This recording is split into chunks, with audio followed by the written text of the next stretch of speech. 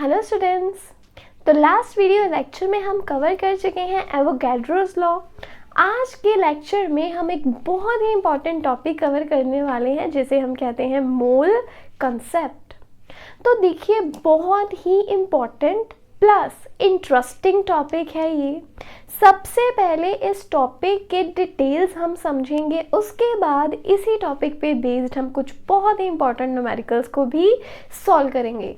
तो क्या रहता है, न्यूमेरिकल सॉल्व करने से जो कंसेप्ट है उसकी क्लैरिटी और ज़्यादा आ जाती है। तो इसलिए सबसे पहले आइए समझते हैं कि मोल कंसेप्ट एक्चुअली है क्या, राइट। तो देखिए, मोल कंसेप्ट समझने के लिए हम इसके एक्सपेरिमेंटल एस्पेक्ट पे ही जाते हैं सबसे पहले। तो देखिए क्या है, हमारे पास ग्राम एटॉमिक मास कार्बन का कितना रहता है, 12 ग्राम्स। ये हम सबको पता है दैट कार्बन एटॉमिक नंबर 6 है, और अगर हम इसके ग्राम एटॉमिक मास की बात करें तो इट इज़ 12 ग्राम्स। अब देखिए, देन फाइंड किया गया कि सिर्फ और सिर्फ एक कार्बन एटम का मास कितना होगा। सिर्फ एक कार्बन एटम का जो मास है that is 1.9924 into 10 power minus 23 grams, right? It is an experimentally found value. अब देखिए, अगर आपको कहा गया हो दैट आपने जो टोटल वेट, मान लीजिए आप कहीं मार्केट गए, जो आपने टोटल वेट कैरी किया है that is about 10 kilograms. Total weight आप कितना कैरी कर रहे हैं, 10 किलोग्राम्स। और आपको बताया गया है कि आपके पास बैग्स हैं, यू आर हैविंग बैग्स, और जो हर एक बैग है, each bag is of 2 kilograms, right. आप मार्केट गए हैं, शॉपिंग कर रहे हैं, आपके पास 10 किलोग्राम्स ऑफ वेट है, और आपको बताया गया कि आपके पास 2 किलोग्राम्स के कुछ बैग्स हैं। तो बताइए आपके पास कितने बैग्स हुए। टोटल वेट कितना है, 10 किलोग्राम्स। हमें क्या देखने हैं, नंबर ऑफ बैग्स, कि आपने कितने बैग्स उठा रखे हैं। तो नंबर ऑफ बैग्स क्या आएंगे कि टोटल वेट आपके पास कितना है, 10।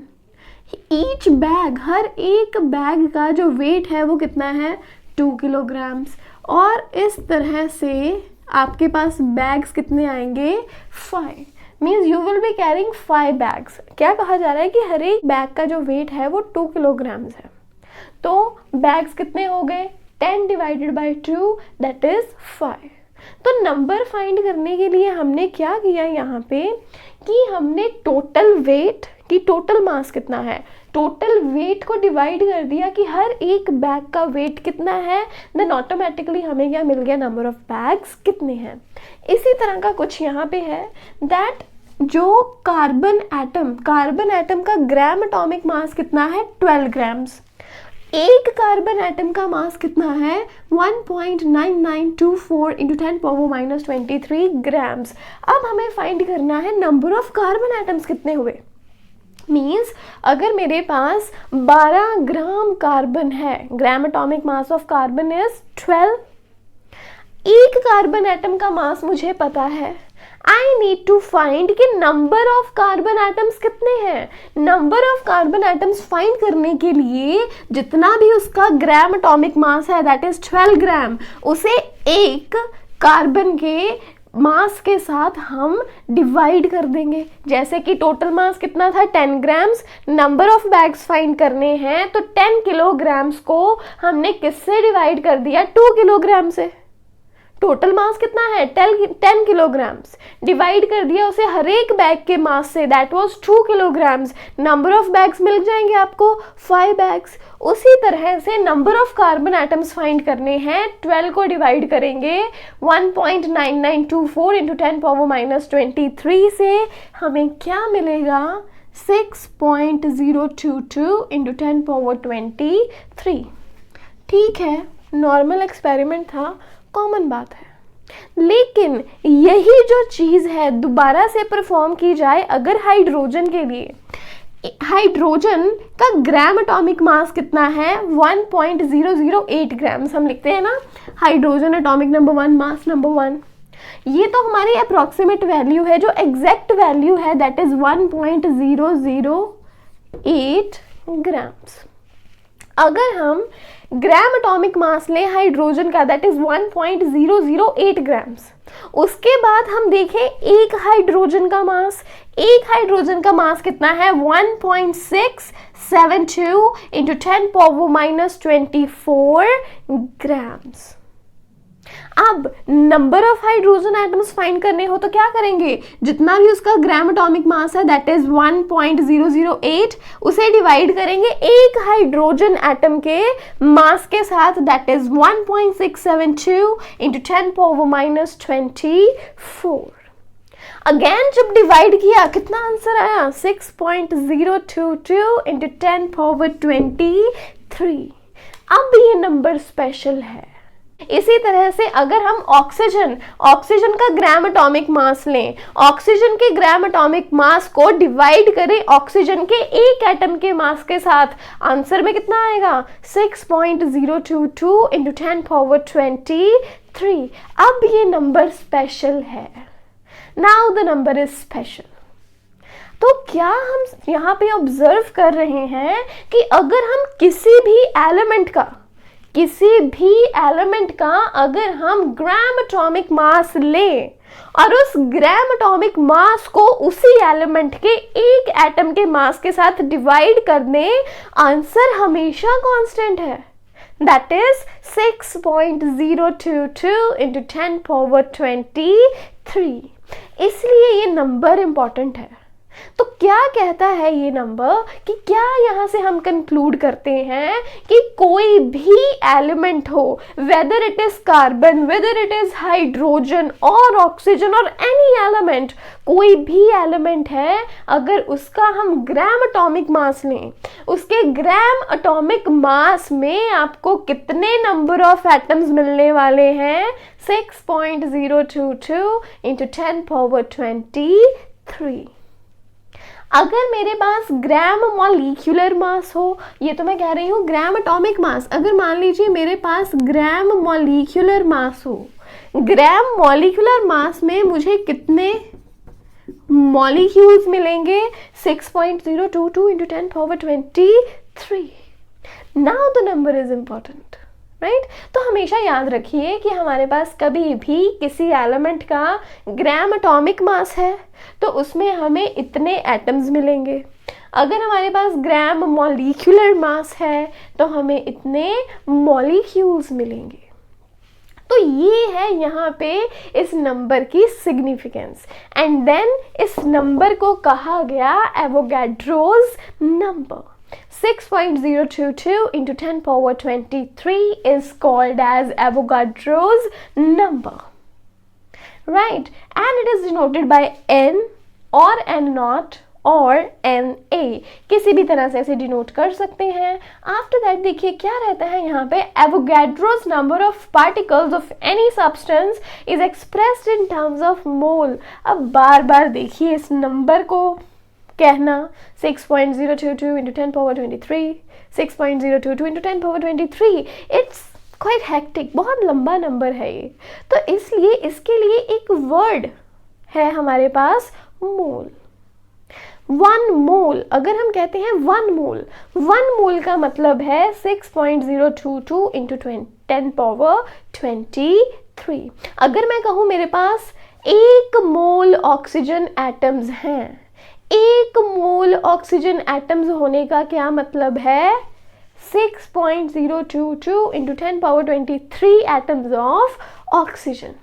If I say I have 1 mole of electrons, 1 mole electrons हैं, 1 मोल इलेक्ट्रॉन का मतलब this number, I am having this much electrons, 6.022 into 10⁻23 electrons, 1 mole of this molecule, तो उसमें इतने नंबर ऑफ मॉलिक्यूल्स हैं, तो 1 मोल रिप्रेजेंट करता है इस नंबर को। अगर मैं कहूँ दैट मेरे पास कि कह लीजिए 3 मोल्स हैं, 3 moles of something, 3 moles of something means 3 into 6.022 into 10 power 23। अब देखिए 6.022 को 10 इंटू 10 पावर 23 को हम 3 से मल्टीप्लाई करेंगे, we will get such a long answer, right. And उस चीज़ को बार बार कहना थोड़ा मुश्किल है, तो मोल मतलब यहाँ पे क्या रिप्रेजेंट कर रहा है, मोल रिप्रेजेंट कर रहा है एवोगैड्रो नंबर को। अब मोल रिप्रेजेंट्स एवोगैड्रोज नंबर और 6.022 इंटू 10 पावर 23 पार्टिकल्स। ये चीज़ याद रखें कि सबसे पहले हमें पता होना चाहिए कि ये नंबर है, ये नंबर का सिग्निफिकेंस क्या है, ये नंबर कैसे आता है, ये नंबर क्या मतलब है इसका। उसके बाद याद रखें कि ये जो नंबर है, इस नंबर को हम रिप्रेजेंट करते हैं मोल में। 1 मोल मतलब 6.022 इंटू 10 पावर 23। इफ आई से 2 मोल, 2 मोल्स का क्या मतलब हो गया, 2 into 6.022 into 10 power 23। If I से 3 मोल्स, 3 मोल्स का मतलब है 3 into 6.022 into 10 power 23। So this is the meaning कि वो नंबर जो है, नंबर अपने आप में इतना बड़ा है कि उसे बार बार कहना थोड़ा मुश्किल हो जाता है, तो हम सिंपली क्या वर्ड यूज करते हैं, मोल। मोल हमेशा याद रखे रिप्रेजेंट करता है इस पर्टिकुलर नंबर को, एवोगैड्रो नंबर को। इसके बाद हम डिस्कस करते हैं volume in terms of moles, कि मोल्स की टर्म में हम वॉल्यूम को किस तरह से रिप्रेजेंट कर सकते हैं।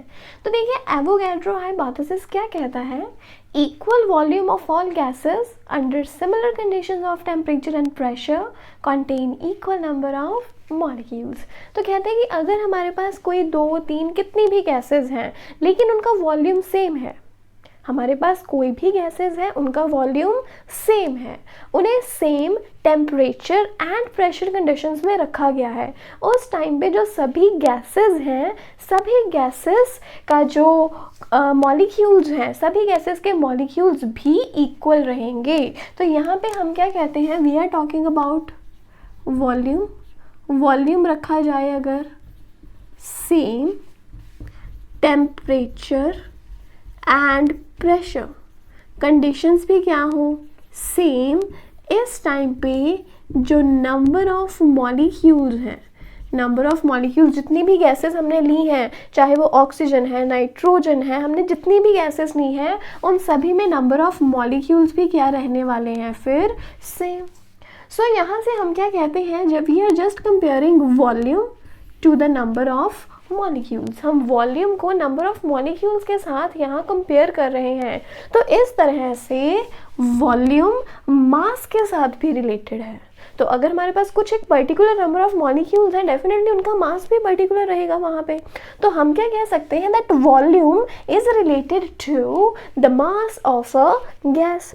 सो ये यहाँ पे हम इस चीज़ को कंक्लूड कर सकते हैं। इसके बाद एक्सपेरिमेंटली ऑब्जर्व किया गया है कि अगर हम 1 मोल लेते हैं किसी भी गैस का, 1 मोल ऑफ एवरी गैस, हर एक गैस का 1 mole under normal temperature pressure conditions, normal temperature हो, नॉर्मल प्रेशर हो, normal temperature and pressure conditions में जो 1 मोल है किसी भी गैस का, वो कितनी जगह ऑक्यूपाई करेगा, it will occupy 22.4 litres every time, right. जिस तरह से हम कहते हैं ना कि gram atomic mass of carbon was 12, जब हमने ग्राम एटॉमिक मास में नंबर ऑफ एटम्स चेक करते हैं किसी भी एलिमेंट के, वो हमेशा 6.022 इंटू 10 पावर 23 रहते हैं। इसी तरह से हमारे पास कोई भी गैस है, अब गैस का तो हम डेफिनेटली वॉल्यूम देखेंगे कि वो कितना वॉल्यूम ऑक्यूपाई कर रही है।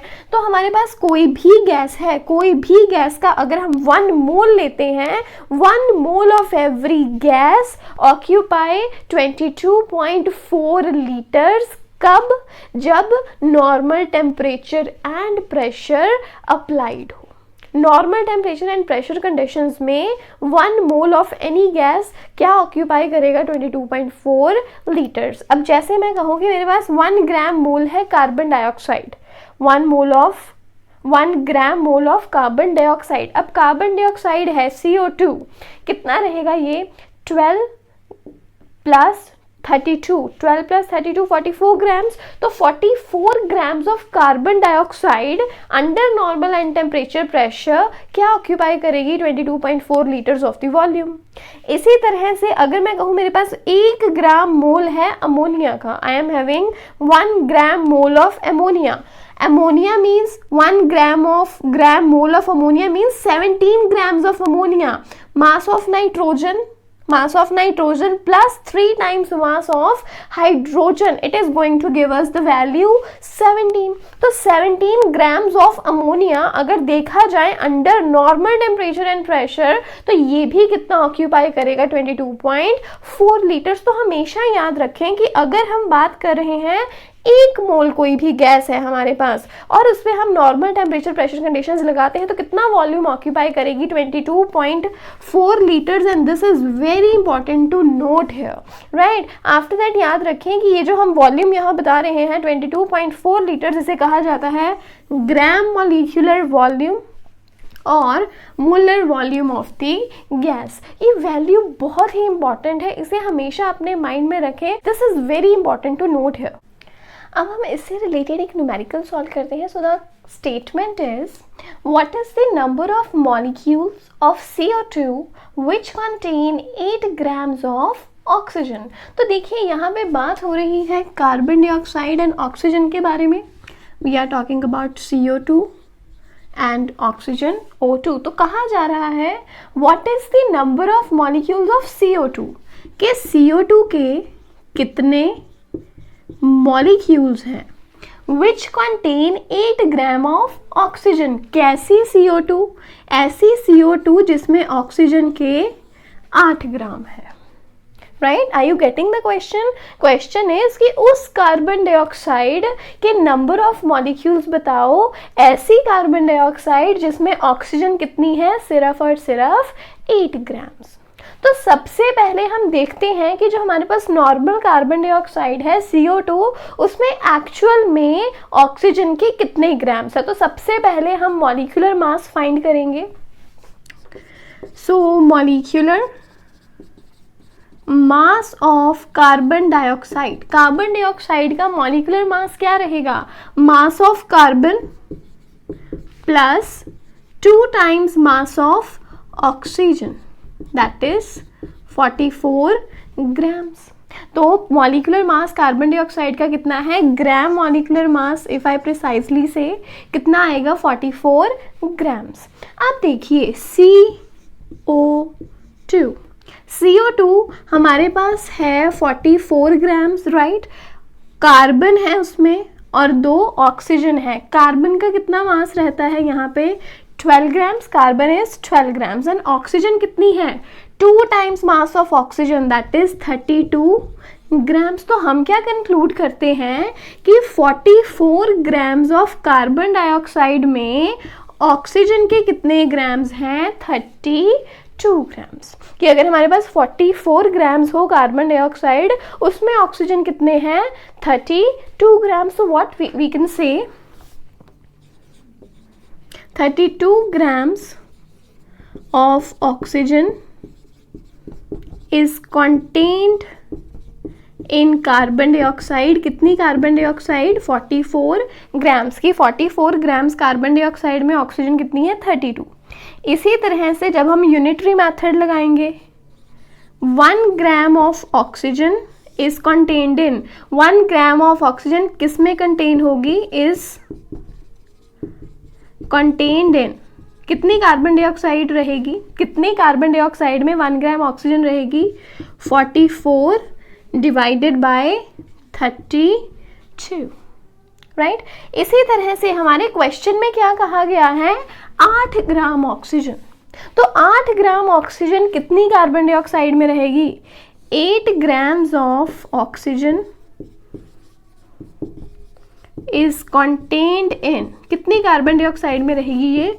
44 डिवाइडेड बाय 32 मल्टीप्लाइड विथ 8,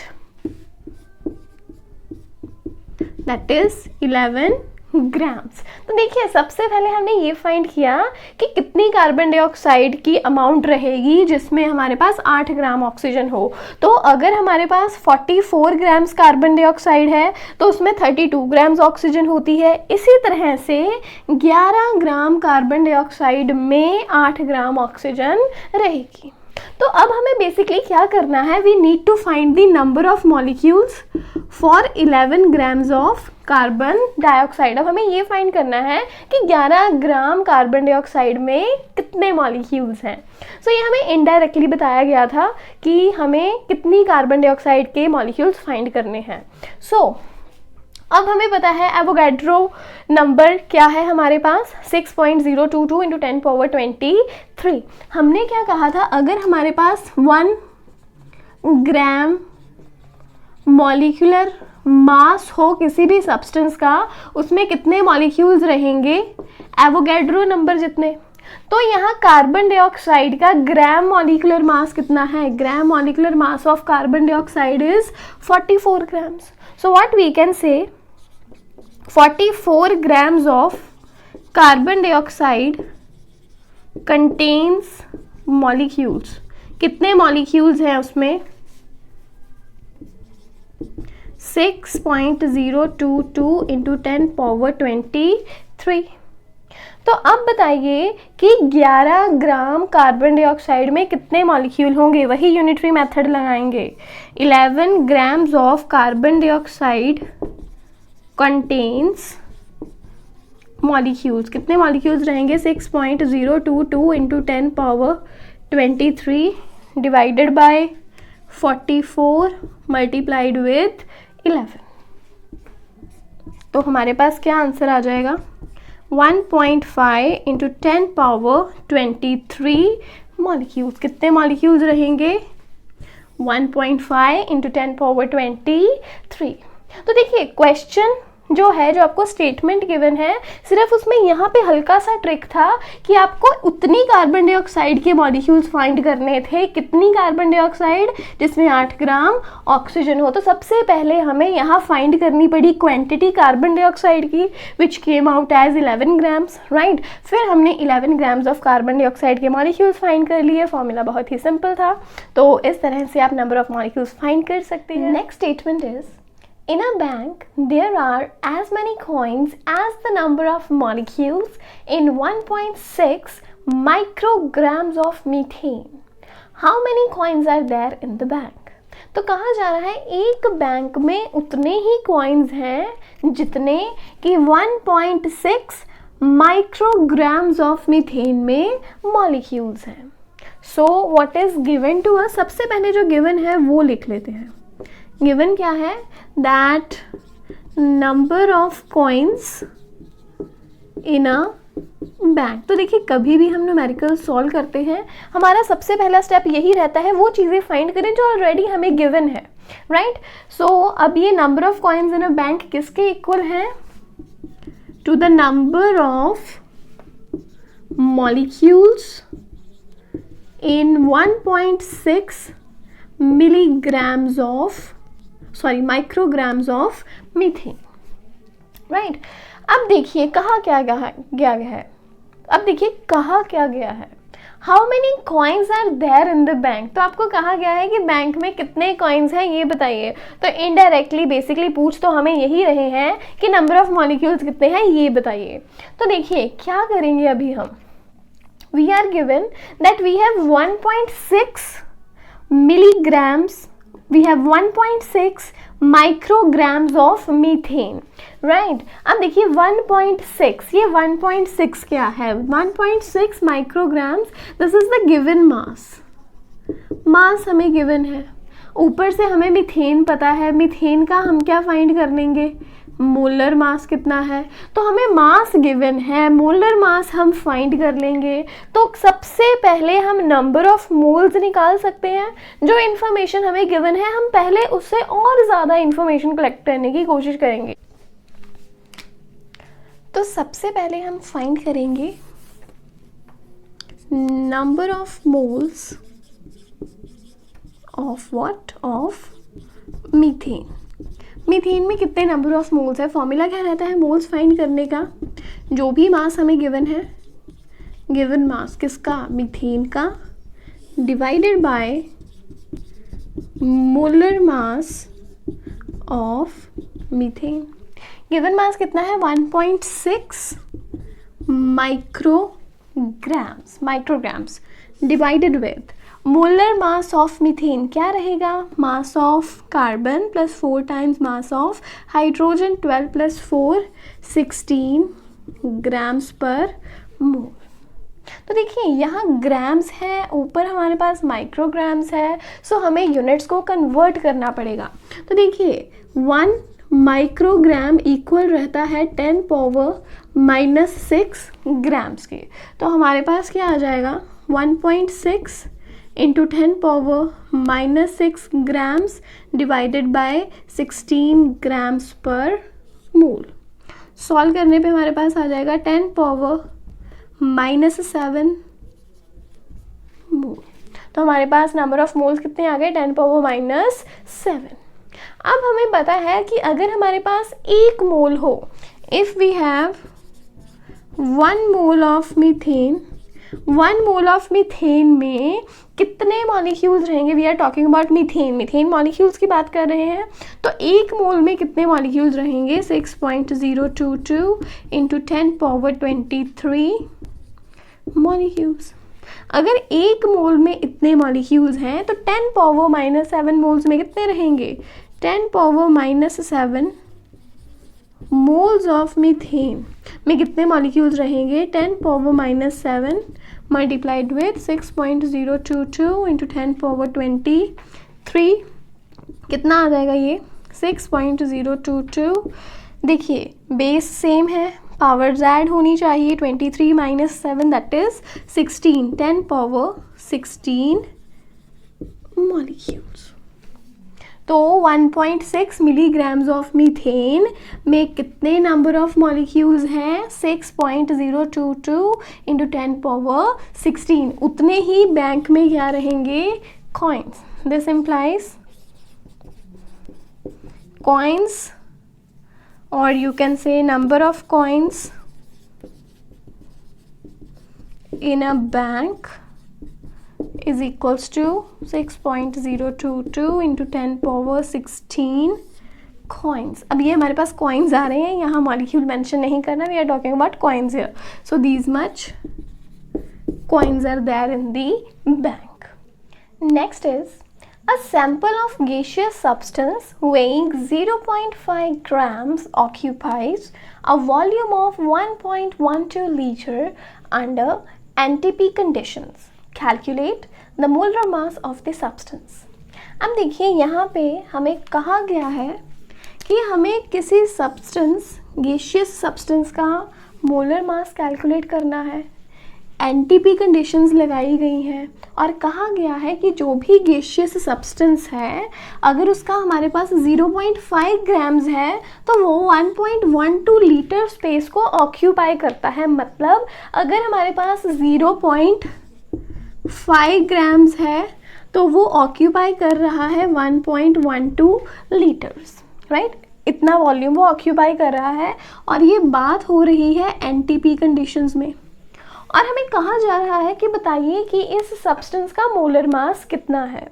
तो देखिए अभी हमने एक यहाँ पे लॉ पढ़ा है दैट कि अगर हमारे पास 22.4 लीटर्स हो, if we have 22.4 litres of volume, तो उस टाइम पे जितना भी मास कोई गैसियस सब्सटेंस ऑक्यूपाई करता है एनटीपी कंडीशंस में, तो वही मास जो है क्या रहेगा उस सब्सटेंस का मोलर मास।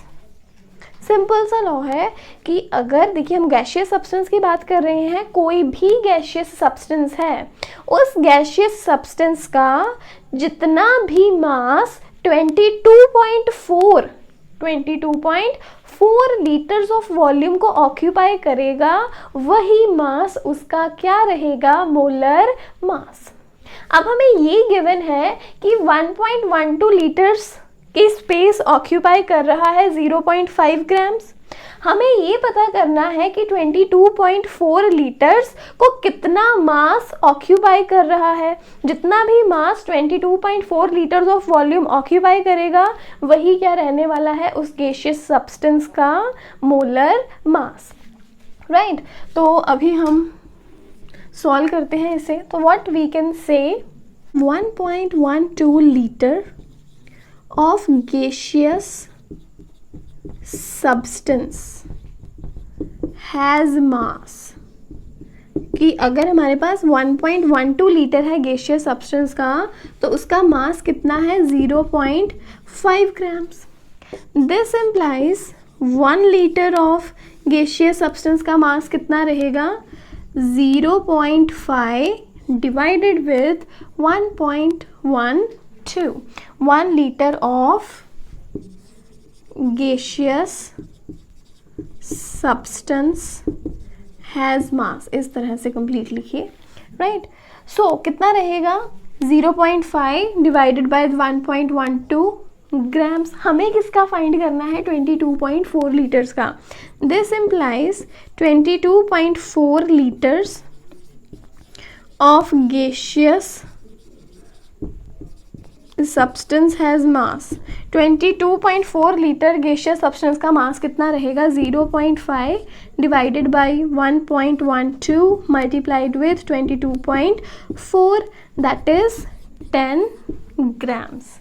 तो 22.4 लीटर्स गैसियस सब्सटेंस का मास कितना है 10 ग्राम्स, और यही 10 ग्राम्स क्या रहने वाला है इसका मोलर मास। दिस इम्प्लाइज, और यू कैन से देयरफॉर मास, यही हमें फाइंड करने के लिए कहा है molar mass. This implies molar mass of